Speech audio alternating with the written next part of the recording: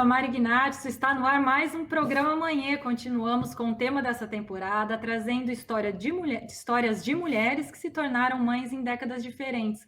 Começa agora o nosso bate-papo, compartilhando experiências, tecendo aquela rede de apoio materna, sem culpa e sem julgamento. Bora papear? Olá, eu sou a Agnes Zarato, que bom estar aqui com vocês. Antes de começar, vou contar um pouquinho aqui sobre o nosso programa. De 2015 a 2017, a gente apresentava o Manhã na Rádio Fiscar semanalmente e o foco era mais jornalístico. Agora, em tempos de isolamento social, a gente tem apresentado aqui pelo YouTube desde agosto do ano passado e, nesse formato, a proposta é compartilhar experiências maternas. E, pessoal, pedimos para vocês que estão assistindo aí ajudarem dando aquele like no vídeo e se inscrevendo aqui no canal. E ajuda bastante, né, Agnes? E quem quiser também pode compartilhar a sua história aqui no Manhã. Queremos ouvir as histórias de vocês também. Quem tiver um relato para compartilhar, uma ideia de programa, enfim, é só entrar em contato com a gente. Pode ser comentando aqui no YouTube ou lá no nosso Instagram, que é o Programa Amanhã com 3S. E para quem está nos ouvindo no Spotify, que também é novidade nessa temporada, aproveita, segue nosso perfil, curte o programa, que aí o Spotify passa a entregar o nosso conteúdo para mais pessoas. Mas chega de apresentação, né? Hoje vamos conversar com uma mulher que se tornou mãe na década de 70, a Lúcia Rino. Olá, Lúcia, seja bem-vinda. Olá, Olá. obrigada pelo convite e espero que seja interessante. Com certeza será. A Lúcia aqui tem uma história enorme. Eu falei para a Agnes, dá um livro a história dela. Como é que a gente vai fazer isso em 1 hora? Mas vamos lá. Obrigada por você estar aqui com a gente, compartilhando sua história aqui. E lembrando, pessoal, como sempre, que aqui é um espaço que não tem culpa e nem julgamento, e sim compartilhamento de experiências. E também que as convidadas estão aqui para contar sobre suas histórias como mulheres e mães. A ideia de trazer mães de diferentes épocas é conhecer as suas experiências que se deram em épocas diferentes. Vamos embora? Bora. Legal, Lúcia. Vamos começar aqui, tentar então contar a sua história aqui em 1 hora. Vai ser um desafio, viu, gente? Ô, Lúcia, você engravidou pela primeira vez em 1977, certo? Como é que estava a sua vida na época? Como é que você estava casada, estava trabalhando? Como é que estava? Eu havia voltado a estudar, eu estava casada há 1 ano e 2 meses quando eu engravidei no Carnaval de 1977 e eu havia voltado a estudar para fazer meu segundo curso universitário. Eu já era formada em tecnologia em processamento de dados, e apesar desse curso ter sido um curso experimental na época e ser considerado um curso superior, quando eu terminei, eu já queria seguir fazendo pesquisa, e não havia aqui em lugar nenhum, a não ser em Campina Grande, a possibilidade de eu seguir fazendo mestrado, porque o curso, embora fosse nível superior, não era aceito pela maioria das unidades aqui por perto. Então, eu tinha uma outra vaga e eu continuei fazendo bacharelado em computação. Nesse ano, eu estudei até ter meu primeiro filho em novembro, com aquele barrigão desse tamanho, tudo isso, né? Que mais? E Né? onde que você fez esse curso, Lúcia, que você falou, essa segunda graduação? Eu fiz as 2 graduações na UFSCar. Ah, tá. E como que Então foi tá. essa gravidez? No meio do curso, como que foi? Ainda, enquanto está na barriga, é fácil. É bem fácil. Eu levei vida de estudante, enquanto pude, né? Somado a isso, nós éramos bastante inquisidores, né? Acho que é próprio da nossa própria formação, nós somos muito racionais, tudo isso. Logo procurei um obstetra. Naquela época não havia planos de saúde, nós usávamos, nem sei como é que se chamava na época, mas seria o INSS de hoje, né? Entrando na fila, às 6 horas da manhã, para fazer o acompanhamento pré-parto, durante a gestação, tudo isso. E também a gente não tinha muitas considerações sobre diversidade de parto, nada disso. A autoridade era médica, certo? Se o médico falasse, bom, acabou. A gente não tinha opinião formada sobre, não quero fazer cesárea, porque naquela época também não tinha o que aconteceu depois, certo? Que a maioria dos médicos passou a ser comodista, de certa forma, e daí a gente teve um desvirtuamento, né? Mas nós líamos muito, e também tinha muito pouca literatura para pais de primeira viagem, né? Mas havia, o que era? Um famoso, ainda tem edição daquele, talvez vocês saibam, eu agora não estou lembrando, devia ter procurado. Era uma cartilha para pais de primeira viagem. Depois nós descobrimos uma literatura para preparação para o parto, e, na verdade, na época, havia uma única pessoa em São Carlos que dava yoga, praticava yoga, fornecia yoga para gestantes.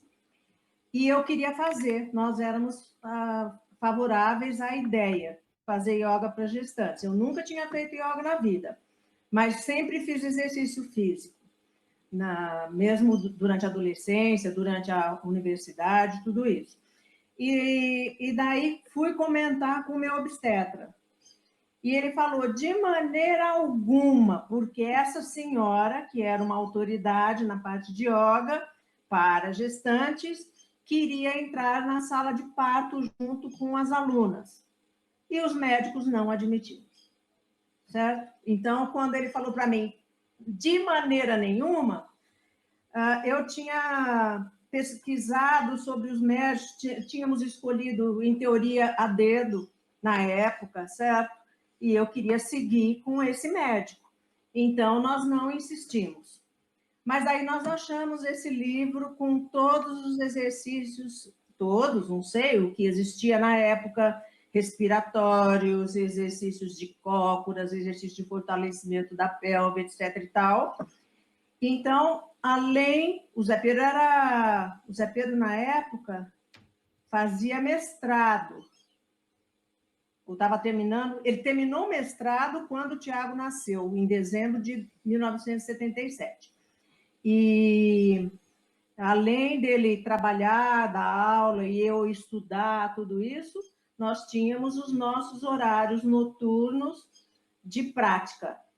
E o Zé Pedro sempre junto. E daí todos os exercícios de esforço, de cócoras, eu lembro que tinha uns exercícios que ele tinha que me segurar por trás, etc. Tá? Isso tudo para me preparar, porque a gente não tinha qualquer expectativa de que ele participasse do parto. Tá? Não existia, né? Mas quando já, na época de ter, quando eu estava, acho que de 7 meses, sei lá o quê, a gente começou a conversar sobre isso. E eu queria e ele também queria, tá?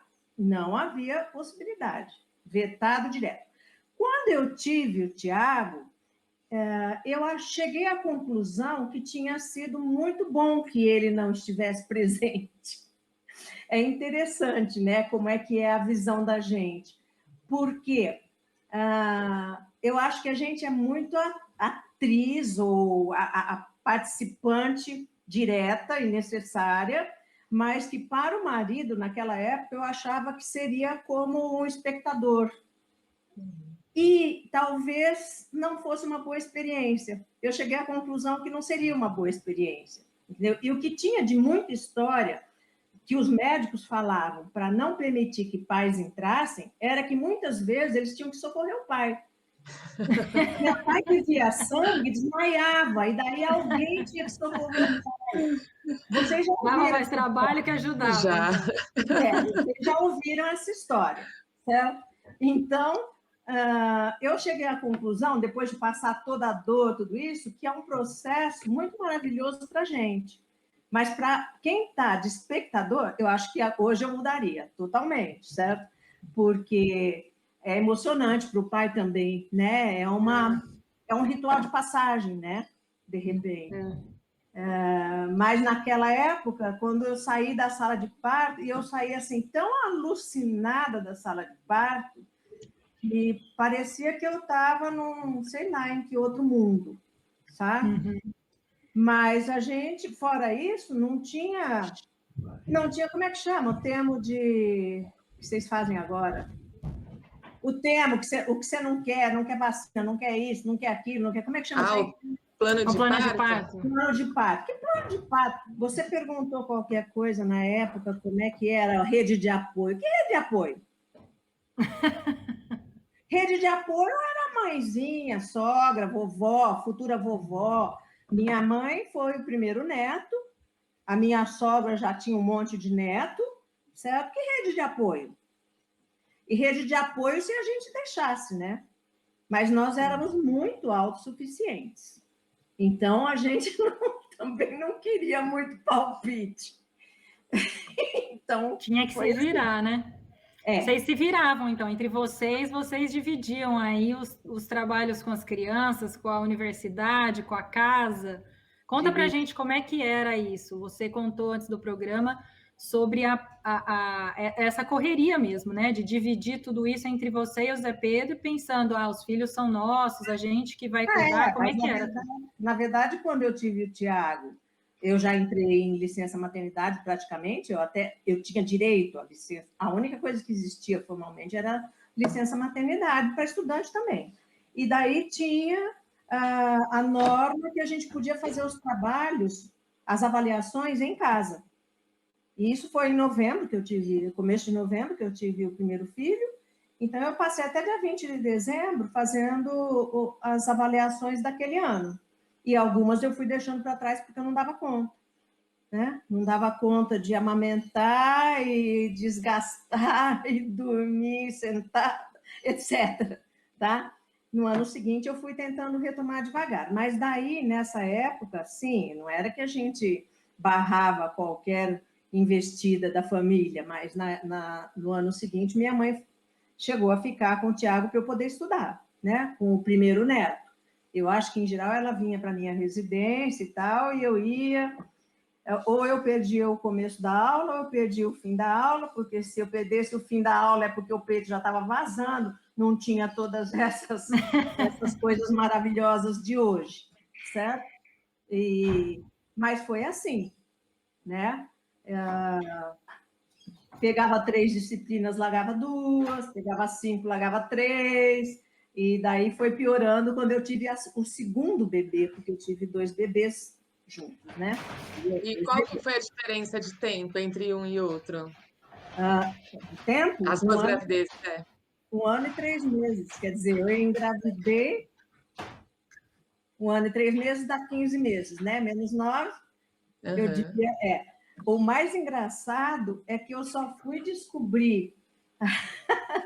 Essa coisa é engraçada, acho que eu te contei isso, né? Eu acho que eu demorei uns 4 anos depois que meu segundo nasceu, quando surgiu uma matéria falando que, na verdade, esse ciclo de ovulação é muito variável. Né? Só aí, como nós erramos na conta as 2 vezes, viu, Agnes? Eu só descobri que nós tínhamos errado porque eu tinha um ciclo dentro daquele padrão que não era o ciclo geral, o ciclo médio. E foi assim que eu engravidei, né? Porque naquela época também existia uma pílula com inúmeros efeitos colaterais, certo? E a gente não era afim de nada artificial, aí encanava muito com o fato de estar tomando droga, e daí o que tinha era o que dava, certo? Felizmente, a gente não ia pedir para o bispo, nem para o padre autorização, porque nas décadas anteriores era assim, né? E como foi a gravidez e a maternidade com 2? Olha, daí foi barra, viu? Daí foi barra. Porque, bom, primeiro que criança, acho que caía de paraquedas, certo? Muito diferente da época de vocês, né? Lógico, participava, a gente conversava, que ia ganhar irmãozinho e tal, mas criança não tinha muito espaço com adulto e a gente também não se preocupava em, como é que fala?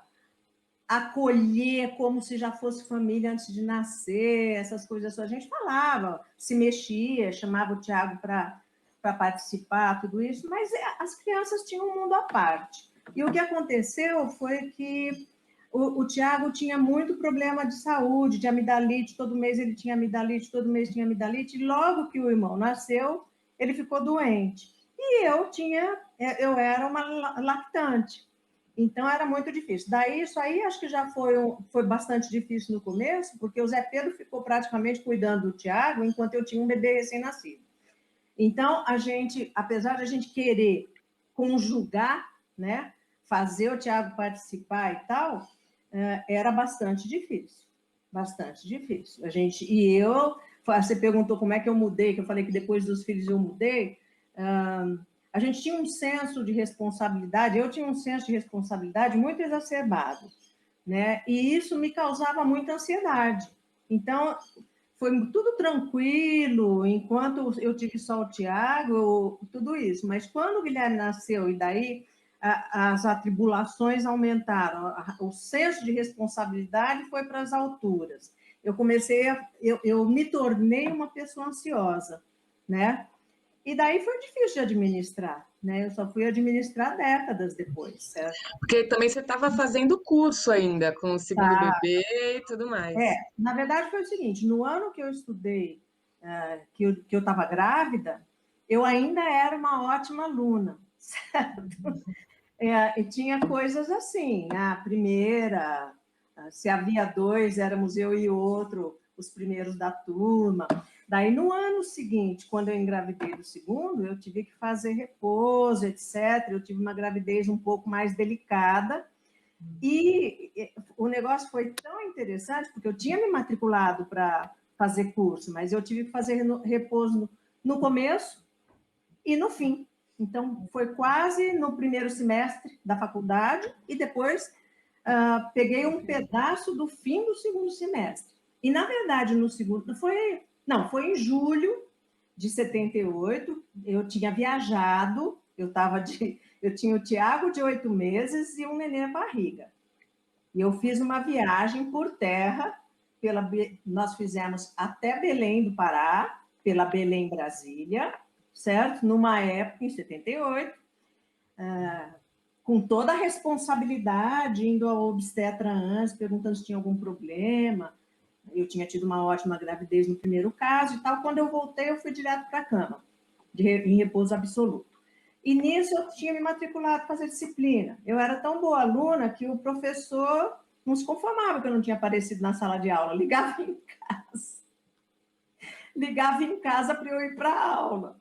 E eu falei, não, eu não vou, eu já desisti e tal, não sei o quê. E foi assim. Mas nesse período foram opções necessárias. Eu não sentia nada assim, me descabelar porque não estou fazendo. Nós optamos por seguir adiante, tinha que cuidar das crianças e ponto final. No ano seguinte, devagar, conforme ele foi crescendo, lembre-se que naquela época eles começavam a comer papinha com 4 meses, 3 meses, sei lá, por aí, 4 meses. Já iam ficando independentes mais cedo, a gente deixava de amamentar mais cedo, certo? E daí eu fui devagar retomando. E foi assim. Então, até então, eu já tinha um pouco de ansiedade, mas a gente achava que gerenciava bem, entendeu? E nesses momentos que você estava em aula e tal, as crianças com a avó, era assim que Não, você organizava? Não. não, negativo, porque nessa altura, como eu tive 2 bebês, com o primeiro minha mãe ficava. Uhum. Quando eu tive 2, ela falou, agora acabou. Com 2 eu não fico. E daí eu não me lembro, eu não sei. Às vezes eu até levava os 2 para casa dela. Mas eu acho que a gente intercalava, eu não me lembro. Olha, eu sei, eu acho que na década dos 20, a gente dá nó em pingo d'água, né? Você sabe que eu não lembro muito bem dessas coisas. O que acontece é que nós vivíamos sempre curtos de dinheiro nessa época, o Zé Pedro ainda era mestre, né? E A gente não tinha mensalista, por exemplo, tinha faxineira, e nós éramos terminantemente contra. Não sei se a gente era terminantemente contra, eu já tinha um pressuposto que deixar com gente estranha eu não ia deixar, ponto final. Tá? Então, contratar babá não era opção, ponto. E a gente se virava. Acho que o Zé Pedro ficava, a gente fazia tudo em casa, eu fazia as papinhas, também não tinha qualquer rede de apoio, né, de buffet para bebê, não existiam berçários, certo? Também não existiam berçários, as crianças iam para a escola maternal com, acho que no mínimo 1 ano e meio, por aí. E a gente se virava, estudava à noite, estudava de madrugada, essas coisas assim. E fomos levando, eu fui levando num ritmo muito mais devagar. Uhum. Como que é a vida do casal, Lúcia? A vida do casal? A vida do casal, meu Deus, com 2, ser com 3, você sabe como que é. A gente tem... Olha, quando eu tive o primeiro, que foi o primeiro neto, primeiro da minha família, meus pais moravam aqui em São Carlos, né? O neto mandava em tudo. Então, quando a gente... E o Tiago teve muita cólica logo no primeiro mês. Muita cólica por causa do parto do mecônio e o diabo a 4. E nós vivíamos esgotados, porque quando a gente achava que ia conseguir descansar, ele chorava de cólica, né? E quando a gente achava que ia jantar, já eram 9h30, 10 horas da noite. E foi a primeira semana, a segunda semana, os avós, quando a gente sentava achando que ia poder conversar um com o outro, dormiu. Vovô e vovó estavam na porta. Isso foi a primeira semana, a segunda semana. Na terceira, naquela época, eu não me lembro se a gente tinha telefone, acho que a gente não tinha telefone, eles simplesmente vinham e batiam. Na terceira, eles desenvolveram, fixaram um horário. Nesse horário, quase toda noite, ele estava em casa e a gente alucinava, né? A gente estava com um bebê que a gente não conhecia, não estava dormindo direito, aquela loucura toda. Na terceira semana, enfiamos esse menino no carro e fomos passear. À noite. No dia seguinte, eles vieram tomar satisfação, os avós, certo? Aí nós fomos ver o Tiago. Nós saímos.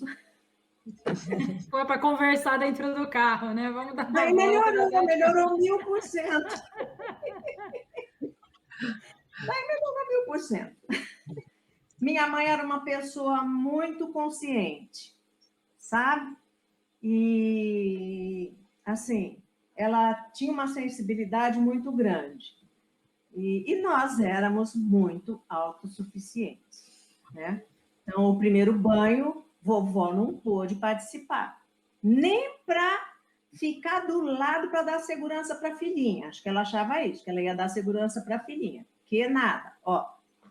Vovó não, mamãe e papai, sei lá o que nós fizemos com o pobre coitado, mas ele tomou banho. Tchau, o jeito rolou. Deu certo. Tinha outra coisa interessante, porque não se falava em depressão pós-parto. Mas eu acho que eu tive, para vocês terem uma ideia, 2 dias depois que ele nasceu, eu saí no fim da tarde, nós com aquele bebê, os 2 autossuficientes, chegamos em casa. Tá, tudo bem, damos banho, tudo bem. Ou dei banho só no dia seguinte, não me lembro. Eu sei que no dia seguinte, esse menino no 4º dia de vida, né? Eu fui trocar a fralda. Quando eu abri a fralda, cadê o umbigo dele? Daí eu não olhava. Eu comecei a gritar, alucinada, falando, eu arranquei. E o Zé Pedro, essa coisa da racionalidade, o Zé Pedro chegava, me chacoalhava, falava, escute, olhe, não tem um vestígio de sangue nisso, certo? Olha, e depois eu levei várias broncas do Zé Pedro, Mas eu acho que já era, porque eu chorava. Qualquer coisa que desse errado, depois ele teve uma alergia muito grande a sabão na fralda, era fralda de pano. Eu abria aquilo, o bumbum em carne viva, eu chorava. Eu tinha que ser super mãe. E eu acho que achava que tudo era culpa minha, né? E pena dele também. E o Zé Pedro me dava bronca, ele falava, seja racional, e não sei o quê. Eu acho que se fosse hoje, eu ia ser diagnosticada com depressão pós-parto, certo? Que depressão pós-parto tinha que sacudir e tchau, certo? Hoje a gente lembra disso e dá risada, né?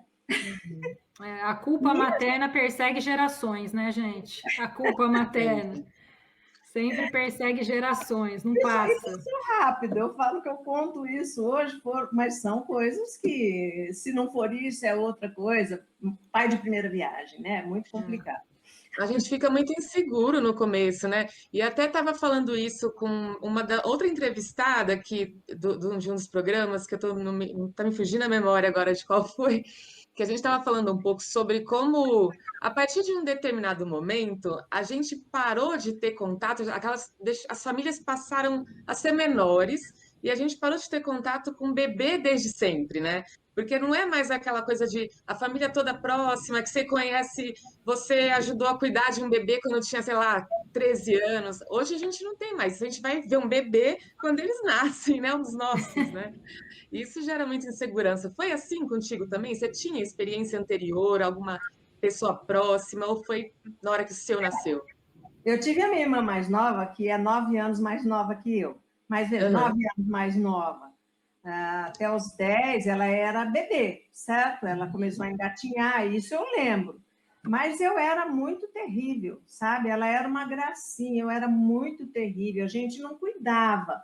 Não tinha essa coisa de inclusão da criança, do irmãozinho, até para trocar fralda, sei lá o quê. Não tinha, né? Depois minha mãe teve uma gravidez conturbada, porque quando ela estava para ter essa minha irmã, eu tive hepatite, ela cuidou de mim 40 dias, você imagina a cabeça, ela já estava com a barriga desse tamanho, cuidando de uma pessoa com uma doença altamente contagiosa e simplesmente isolada dentro de casa, com roupa para lavar, com prato tudo separado. E quando ela teve minha irmã, nós tivemos o pai da minha mãe morreu, de repente, daí foi um outro. Então, e não tinha essa coisa de irmãos ficarem partilhando a vida de bebê. Muito menos, sei lá, não me lembro se a minha mãe punha no colo, talvez até pusesse, mas eu não tenho memória disso. Eu tenho memória da parte que vinha depois. Mas não era de tomar conta, porque eu era meio terrível. Essa minha irmã era linda e ela fazia um biquinho lindo quando chorava. Então eu beliscava. Quando eu beliscava, ela fazia um biquinho maravilhoso. Quando ela começava... Eu tinha 9 anos nessa época. Não, era uma criança. Quando ela começava a querer chorar, eu agradava para ninguém descobrir que ela ia chorar, porque eu tinha beliscado. Então, era um horror, um horror. Ela acho que lembra disso. Quer dizer, ela fala hoje que eu era malvada. E eu acho que o máximo, eu beliscava para minha vida.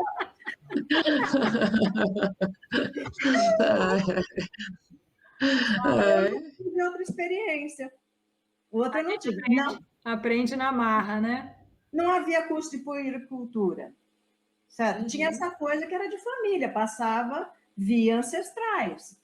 Mas a Lúcia não queria saber, né? E minha mãe também falava, puxa, mas faz tanto tempo, eu já não sei mais, minha mãe falava. É lógico que se eu tivesse dado espaço, ela ia retomar de bom grado, ia ser uma realização para ela, mas não podia. Até para se pôr no colo, nem pensar, porque tinha aquela história de que colo acostumava. Aliás, eu conversei bastante com a sua sogra sobre isso, né, Mari? Essa coisa de ficar... Que é nada, tinha que dormir na cama dele. Então, minha mãe e minha avó, que era bisavó, competiam para segurar o primeiro bebê da casa quando precisava pôr para rotar. Porque fora isso, pegar no colo, não. Depois vocês vão embora e eu que vou ter que ficar com ele no colo. Não. Era assim. Super racional. Lúcia, e como é que era o Zé Pedro em casa? Ai, um amor. Não, como eu disse, nós éramos autoritários também, né? Nós tínhamos uma coisa que nós sempre tivemos quando nós tivemos, desde o primeiro filho, nós tínhamos um acordo tácito e que nós seguimos o tempo inteiro com essas crianças enquanto eles estiveram com a gente, que era, se discordarmos em qualquer momento sobre a educação da criança, comportamento, qualquer coisa assim, não se discute na frente deles. Isso era dogma. Mesmo que a gente não concordasse com alguma coisa que acontecesse, um tomasse uma decisão, e fosse uma decisão que o outro não concordasse, era engolir em seco e esperar a portas fechadas para discutir depois. E isso nós seguimos sempre. Houve uma vez que nós tivemos uma discordância meio séria, e essa única vez eu pensava em ir divorciar do Zé Pedro. Porque quem ficou indignada com o evento, e foi assim, foi devido a valores de educação de filho. Nós nunca tivemos nenhum problema entre nós. Nós estamos casados há 45 anos. Problema, sim, que levasse a questionar a continuidade da relação, nada disso. Mas essa vez, eu só pensava que era a vez que eu ia me separar dele. Depois a gente não se separou, né? Mas tinha isso. E eu costumo dizer que eles não tiveram essa prerrogativa da mãe ser a defensora, que em geral é, né? A mãe, em geral, é mais maternal, mais sensível. Nós fazíamos uma dobradinha boa, certo? E o Zé Pedro não concordasse e chamasse para conversar sério, para ralhar, para qualquer coisa, a Lúcia dobrava em cima, tá? Nós tínhamos, minha mãe fazia o meio de campo, meu pai era autoritário, mas a gente dobrava ele de tudo quanto é jeito possível, tá? Ele era conhecido como autoritário, professor autoritário, hoje em dia ele teria 1000 processos nas costas, mas naquela época ele era barra pesada. E todos respeitavam muito ele. Mas em casa, eu dobrava ele do jeito que eu queria. Mas, na época, por exemplo, de mini saia, essas coisas, minha mãe era a nossa cúmplice, certo? A gente, para sair de casa, ele ia verificar o comprimento da saia, nessa altura a gente estava com o zíper aberto, etc., virava as costas, saía, fechava o zíper, a saia estava no comprimento que ele não queria, e minha sogra também. A família do Zé Pedro, do meu marido, sempre foi mais autoritária. E minha sogra sempre foi da pá virada, também, de autoritária. Mas quando os meninos eram adolescentes e pegavam o carro do pai escondido, sem carta e tal, não sei o que, para ir para a rua de madrugada, ela ficava na porta esperando eles chegarem às 5 horas da manhã para defendê-los se precisasse. E eu, quando via e ficava sabendo dessas histórias, eu falava, nossos filhos estão perdidos, porque eu dobrava em cima. Então, isso eu acho que foi uma das coisas que para eles não foi legal, sabe? Porque eu dobrava em cima, certo? Então, exemplo, quando meu filho mais velho tirou carta, lógico que não podia guiar sem carta. Na nossa casa, os jovens sempre fizeram isso. Eu comecei a guiar no colo do meu pai, eu tinha 9 anos, eu adorava guiar, certo? Mas não pegava o carro do meu pai, nunca peguei na cidade antes de ter carta. Mas quando o Tiago tirou a carta, a primeira coisa que a gente fez foi falar o seguinte, você é grande o suficiente para guiar, você é grande o suficiente para responder, ter a sua responsabilidade e responder por ela. Nunca tiveram carro, tiveram depois mais tarde, o carro deles ainda quando moravam em casa, mas ele usava o nosso carro. Se fizer besteira, se acontecer alguma coisa, você vai responder por isso. E tinha que ser assim. O cara não tinha emprego, era estudante, também não tinha mesada, a gente levava na rédea curta naquela época. É assim, quando a gente começou a dar um dinheiro, e era assim, tinha que valorizar. A gente não era a favor de dar mesário, entendeu? Eles tinham, quando saíam, a gente dava, etc e tal. Mas depois, quando fazia besteira com o carro, a gente não queria saber como é que ele ia arranjar dinheiro. A gente falava, bom, como é, proponha. Certo? Uma vez, acho, sei lá, se ele estava dando cavalo de pau, essas coisas, e estourou o pneu do carro e teve que trocar 2, lógico, porque daí tem que trocar o par. Vai se virar. Era assim. Às vezes, até depois a gente concedia e ajudava, né? Mas a gente exigia uma postura coerente. Isso dá muito trabalho, porque, na verdade, quando você quer instruir dessa maneira, a primeira coisa que tem é que você também tem que ser coerente. Porque a criança pode não saber falar, mas ela está te cobrando o tempo inteiro. Se você está ensinando uma coisa para ela e você se comporta inesperadamente, ela vai te cobrar de alguma maneira. Então, a gente tinha essa coisa, era exaustivo, né? Era estafante muitas vezes. Mas foi a diretriz que nós resolvemos criar nossos filhos. Então, a gente se policiava o tempo inteiro também, certo? Sim. E por Mas é outro bom, era bom muito porque tinha uma parceria, né, Lúcia? Você não ficava sozinha também, só você colocando ordem ali no negócio, que é muito comum a gente ver, né? E naquela época, o que aconteceu foi que foi o começo da abertura, né, Agnes? A abertura no sentido de que os pais já não queriam exercer autoridade, foi quando começaram a tirar a autoridade dos professores, questionar a maneira dos professores ensinarem, a maneira de ralharem com as crianças, tudo isso. E a gente achava que daí já era muito outro extremo, como eu acho que foi até hoje, certo?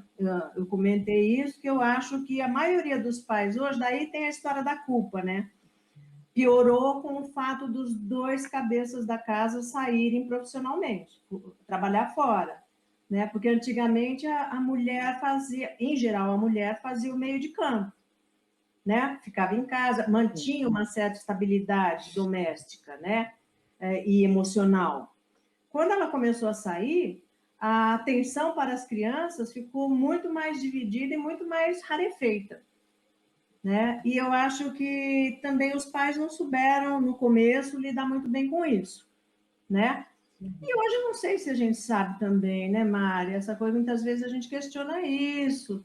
Eu vim a questionar isso depois do doutorado, eu falava, eu paguei um preço muito alto, sabe? Eu tive nessa época a coisa da culpa, né? Essa época eu falava, eu paguei um preço muito alto para fazer o doutorado sem minha família, parte do doutorado, e daí isso também me deixou...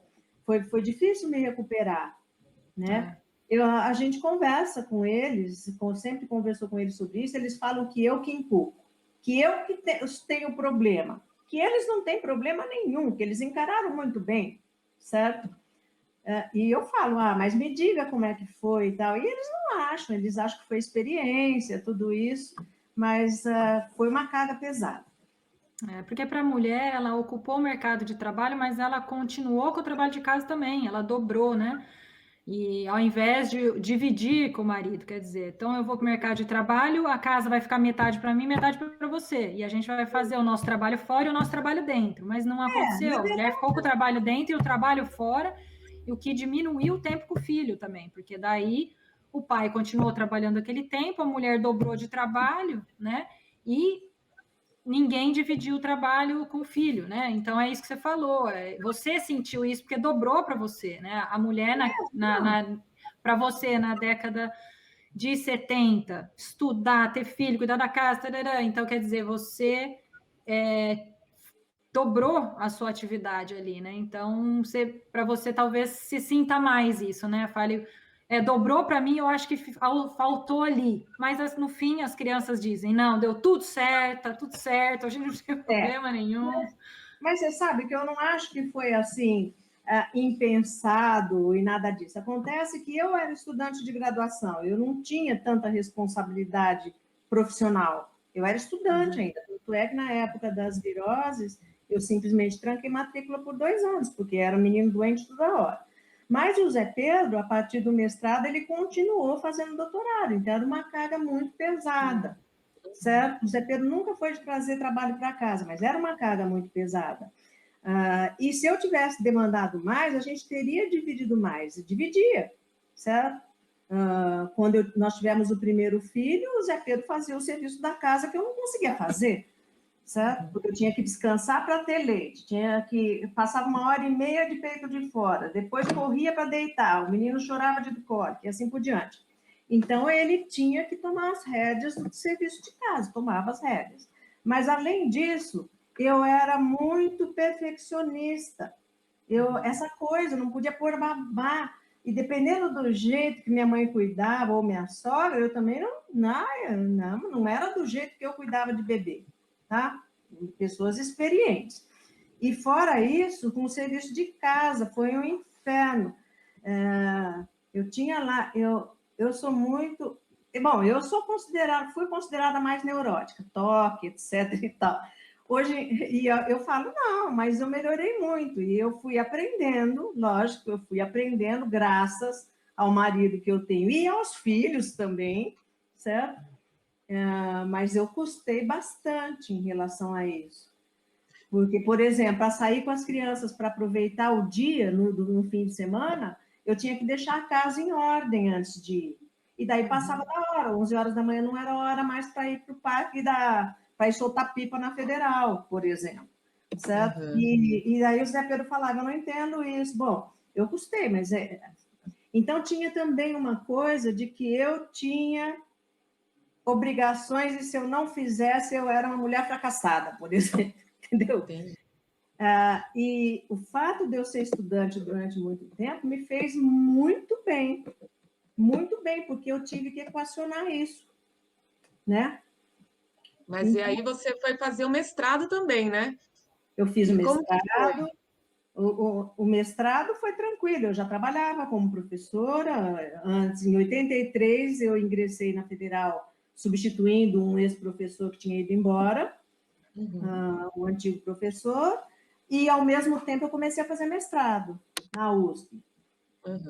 E, quando eu terminei o mestrado, nós fomos para os Estados Unidos, porque o Zé Pedro já estava com uma bolsa para fazer pós-doc. E, olha, foi tão assim que eu pedi licença sem remuneração, e eles não queriam me dar, o departamento era muito novo, né? E não queriam me dar. Falei, ó, o negócio é o seguinte, se vocês não me derem, eu vou me demitir. Na década dos 20 é tão fácil a gente fazer essas coisas, sabe? Não tinha essa. A prioridade era seguir junto com a família. Falei, se vocês não me derem, não tem problema, mas eu vou me demitir. E daí, ante essa informação, eles resolveram me dar afastamento sem vencimento, né? E fomos e moramos 2 anos fora. E nunca Teve um período muito difícil, que foi esse período que eu tranquei, foi muito difícil. Eu achava que eu tinha emburrecido, porque nós seguimos muito juntos, né? Eu conheci o Zé Pedro na UFSCar, na época de mestrado, eu estava terminando a graduação, ou o outro curso, sei lá o que eu estava fazendo. Aliás, foi no começo do doutorado dele, que ele estudava muito, às vezes ele ficava até meia-noite no escritório, na Federal, e eu estava terminando o bacharelado. E tinha trabalho de conclusão de curso para fazer, e eu também ficava até meia-noite, 1 hora, a gente trabalhava. Éramos só nós dois, sei lá, não sei que época que foi isso. Ou já tinha o Tiago, e às vezes a gente deixava o Tiago com a minha mãe, não me lembro. Mas eu seguia junto, e quando eu parei de estudar, eu achava que eu nunca mais ia conseguir retomar. É aquela coisa, de novo, que você fala, ai, virei dona de casa, sei lá o quê, já não conseguia acompanhar o dia a dia dele, e aquilo tinha sido toda a nossa vida, né? Quer dizer, a minha vida com ele, enfim. E depois a gente descobre que tudo isso é besteira, né? Daí você, de fato, ainda bem que os quilômetros rodam. Você falou desse apoio, né, Lúcia, do Zé Pedro, dos filhos. Quando você foi fazer o doutorado, você contou para a gente que estava esperando a bolsa sair, veio o resultado. E aí, como é que foi isso? Você contou que você foi sozinha e os meninos adolescentes. Conta isso para a gente, como é que foi isso na década de 80? 90.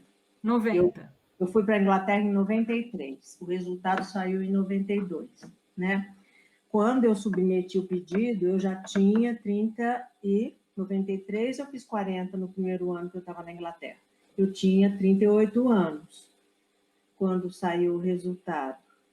E o Zé Pedro iria junto, a família iria junto, como eu fui, quando ele fez pós-doc, ele ia trabalhar lá, no departamento de física, tinha feito contato, tudo isso, e no meio do caminho a gente decidiu, por um motivo que a maioria dos casais talvez achassem cretino, mas o fato é que os meninos faziam tratamento ortodôntico.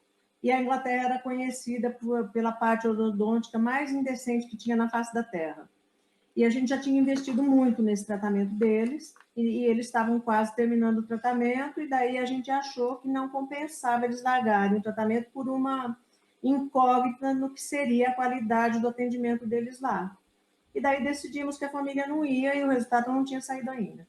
Então, eu não tinha muita esperança, porque eu já tinha mais de 35 anos, o limite de idade para pedir bolsa era 35 anos. E daí veio o resultado positivo, e eu não queria nem pensar, né? Eu não queria nem pensar. Por telegrama, não existia multimídia, e catei o telegrama assim, pus em cima do balcão e fui embora trabalhar.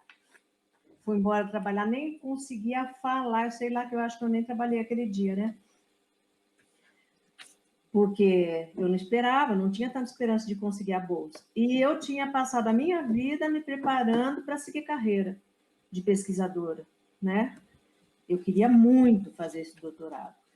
E foi assim, foi por isso que eu fiz um bacharelado, com todo o sacrifício, com criança pequena, porque o bacharelado me daria condições de seguir a carreira, tudo isso, né? E daí o Zé Pedro chamou as crianças, que já eram pré-adolescentes, um tinha 14, outro tinha 15 anos, acho, e falou, a sua mãe, quando ele chegou em casa, que ele chegou antes de mim, ele viu o telegrama, porque eu não tinha falado nada, e chamou os meninos e falou, a sua mãe está querendo muito, ela tem uma meta, e se nós não a apoiarmos, ela não vai ter coragem de ir.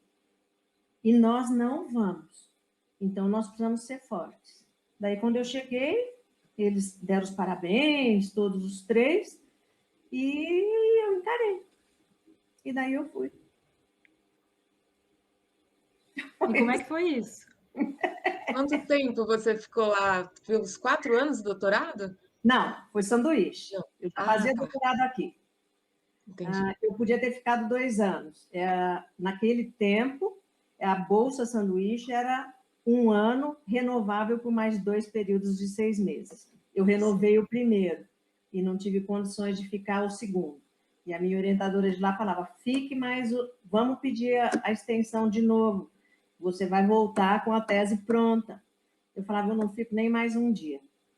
E daí eu fiquei 8 meses, 8 meses.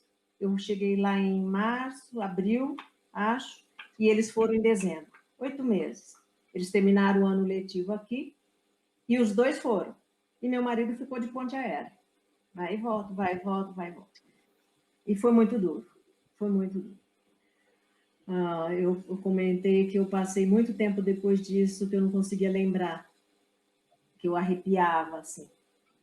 E foi quando eu comecei a achar que eu comecei a falar que se me mandassem ir para o Everest, escalando, se pusesse a cenoura na frente do focinho do cavalo assim, era eu. Eu ia sair correndo, galopando, porque eu tinha que vencer aquele desafio. Se falasse para eu ir para o Everest, mesmo sem saber escalar, eu ia dar um jeito e eu ia lá me ralar inteira, mas eu tinha que chegar no Everest.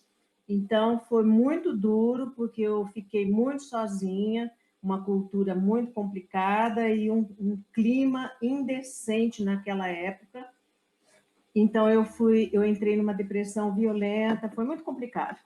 Mas, como eu disse, eles acharam uma beleza, né? Fora o tempo que o Guilherme passava enfiado dentro do apartamento sozinho, porque o Tiago, o meu primeiro filho, tem a personalidade muito minha. Ele é de ir, de fazer, ir atrás e tal. E o Guilherme sempre foi mais doméstico, mais de aconchego, essas coisas. E lá não tinha. Lá eu era estudante. E o irmão não era companheiro dele. O irmão ia para a rua. e ele ficava sozinho. Então, essa carga foi muito pesada para mim de novo, porque daí eu era estudante, mas eu não conseguia ser mãe, né? E eles foram com a condição de partilhar tudo, todo o serviço da casa, e partilhavam. Iam para a escola, faziam um supermercado, cuidavam das próprias roupas, essas coisas assim. Foi uma experiência. Para eles deve ter sido um bom aprendizado também, né? Foi. Foi bom o aprendizado. Tanto é que eles falam que eu sou neurótica. Ô, Lúcia, e Mas é como é que duro, né? era no seu universo uma mulher tomar a decisão de eu vou né, é claro, com o apoio do Zé Pedro e dos filhos, mas como que era naquela época, né, no seu ambiente, com as pessoas que você vivia, no seu universo, como dizem hoje, na sua bolha, né? Como que foi isso, uma mulher ir, né, e tomar uma decisão e seguir essa vontade para ir até lá sozinha? Eu tenho uma fala, que eu não sei se você já ouviu, mas eu falava para sua mãe. Ninguém põe feijão na tua mesa. Então, você não deve nada para ninguém, certo? Quando você não é adulto ou não é independente financeiramente, você deve. A gente costuma dizer que a única dependência é a monetária. Enquanto você é criança, não é independente, você tem que dançar a música dos seus pais, por exemplo. Você pode negociar, mas na verdade você não é independente, né? Sim. Uma vez que você tem a independência financeira, você só vou, faz parte da vida, né? E eu sempre fui assim, nunca fui de pensar. Eu tenho, aliás, São Carlense, até hoje eu falo que eu não sou São Carlense, já ouvi isso de um monte de caronista, na época que eu dava carona na Federal, eu falava, você é daqui? Eu falava, não. Quantos anos faz que você mora aqui? 30. Já é São Carlense, né? Eu tinha uma birra de morar em São Carlos, porque o povo era muito encherido em tudo, por cidade pequena, e é muito conservador, né? E eu sempre tive birra disso. Então, eu sempre fiz o que eu achava que eu tinha que fazer.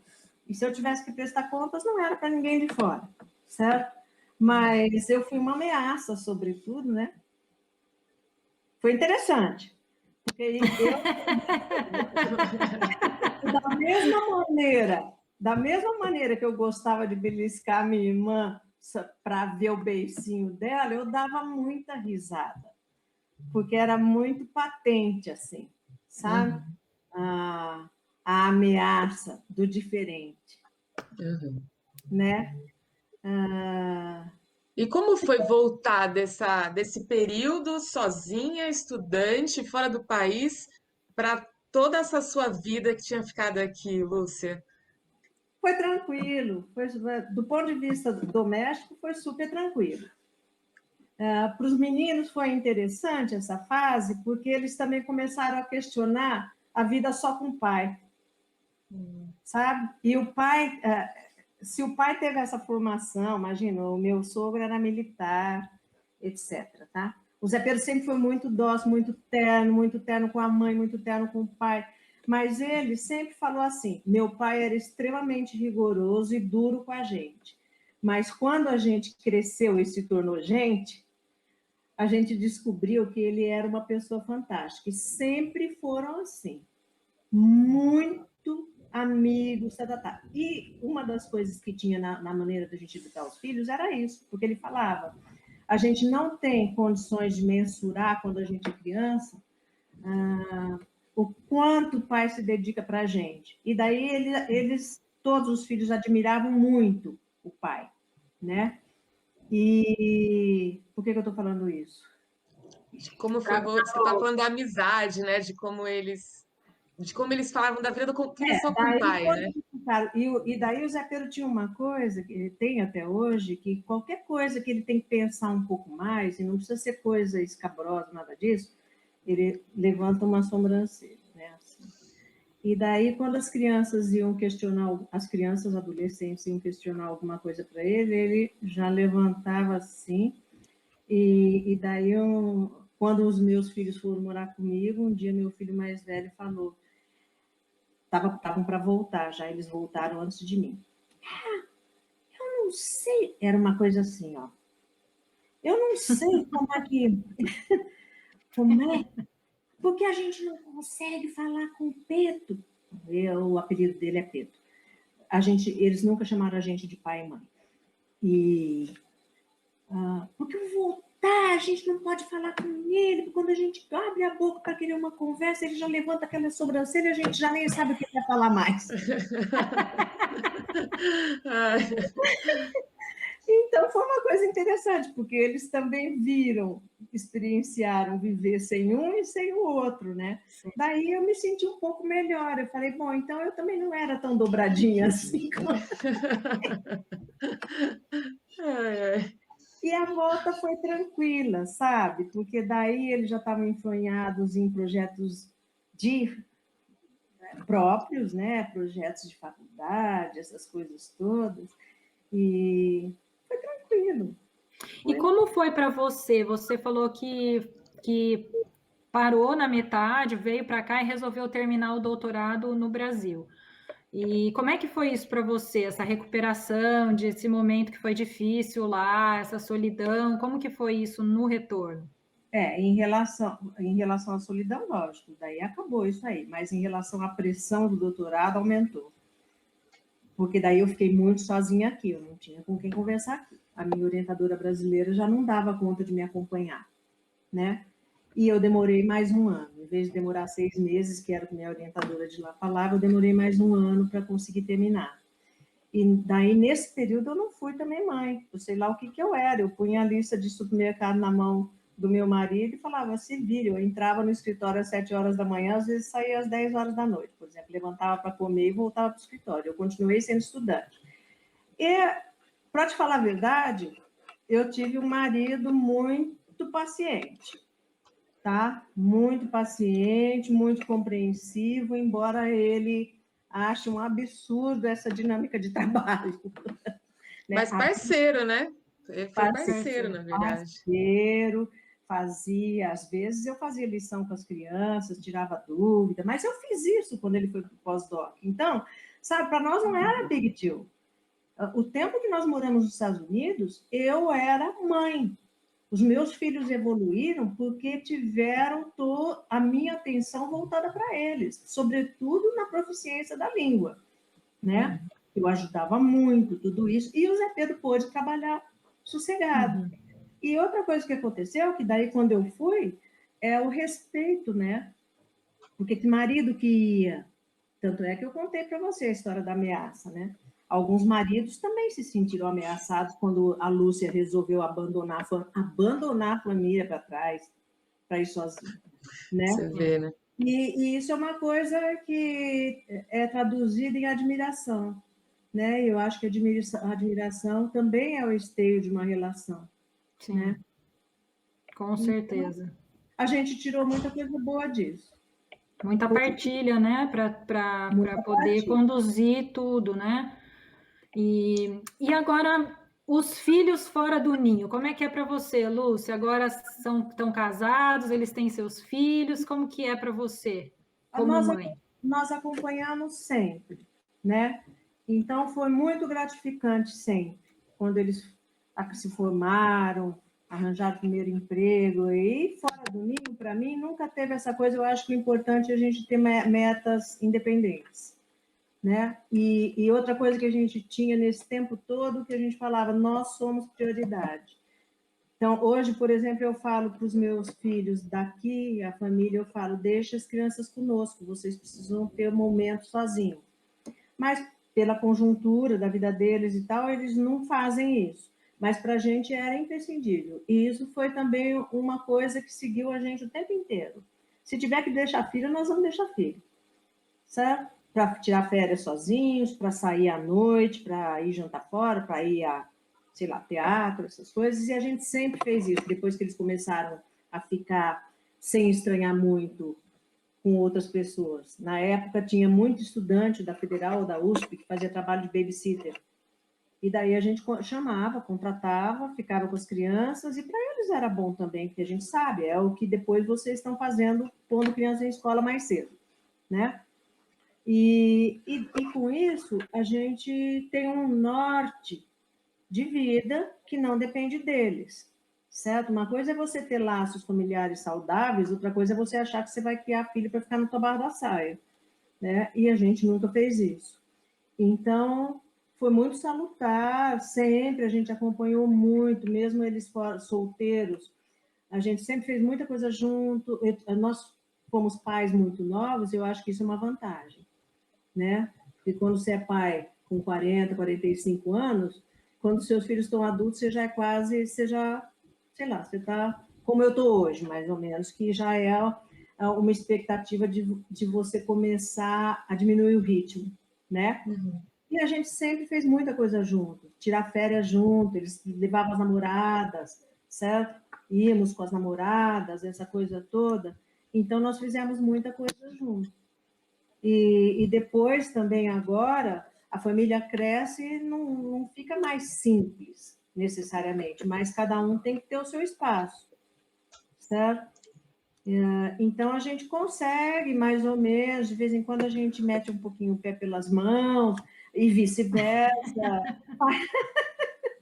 faz parte do relacionamento também, né? Essa época de pandemia piora um pouco, bastante, porque daí você tem uma família estendida, quanto mais estendida, mais diversidade de valores, de maneira de pensar, tudo isso, mas a gente tem que ir fazendo o equacionamento disso tudo, né? Uhum. Também lembrar que a individualidade, o filho passa a ser outra família, outra individualidade, Sim. certo? Então, a gente tem que lembrar sempre que os limites têm que ser postos, sobretudo porque a gente impunha muitos limites para os nossos familiares, certo? E os netos, Lúcia? Como que Ah, está sendo os netos? neto é outro departamento.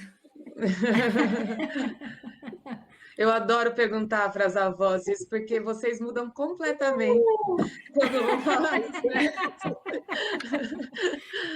Eu falei para a Mari que quando fiz 50 anos e andava na rua e encontrava as conhecidas antigas, ou mesmo homens ou mulheres, né, as pessoas conhecidas, a primeira novidade era: sua avó! E eu voltava para casa e falava para o Zé Pedro: será que a gente vai ficar besta assim também?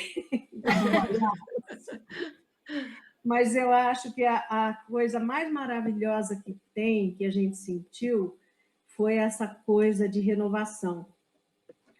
É uma coisa tão forte, é uma emoção tão forte de renovação, que você já está numa fase que seus filhos já deixaram o ninho, já constituíram as famílias deles.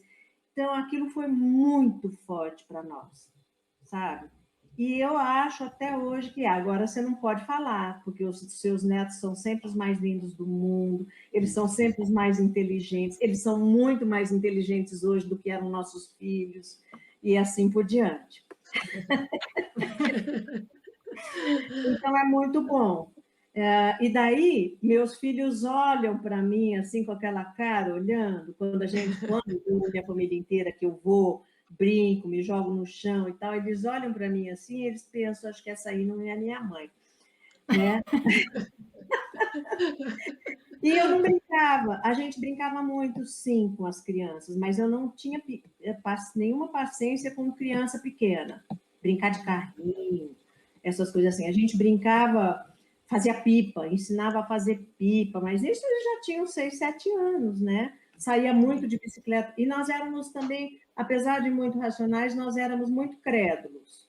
A gente achava que partilhando com eles a responsabilidade de andar de bicicleta na rua, parar em toda esquina porque não confio no motorista, porque motorista não respeita ciclista, vocês já ouviram essa história, não é assim hoje não, né? A gente achava que de água mole em pedra dura, tanto bate até que fura. E daí, como a gente ia junto, cada um na sua bicicleta e tal, a gente achava que eles estavam preparados para sair sozinhos. E daí a gente começou a descobrir bem mais tarde, quando eles davam com a língua nos dentes ou quando gozavam da gente, das barbaridades que faziam, e daí a primeira presepada que eles fizeram, que pôs abaixo a nossa autoconfiança como pais, certo?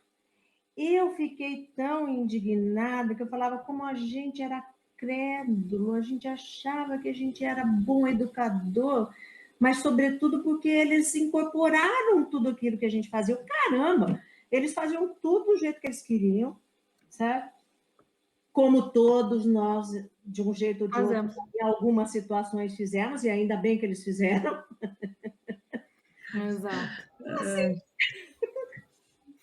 mas é muito interessante, né? Eu sou a vozona que eu não fui, e, sobretudo, aprendendo com vocês, né?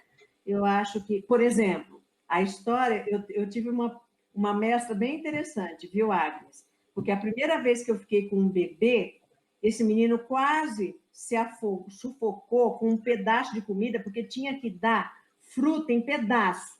Não era lá. Eu era muito obediente. Eu estava sozinha com esse menino no São Carlos Clube.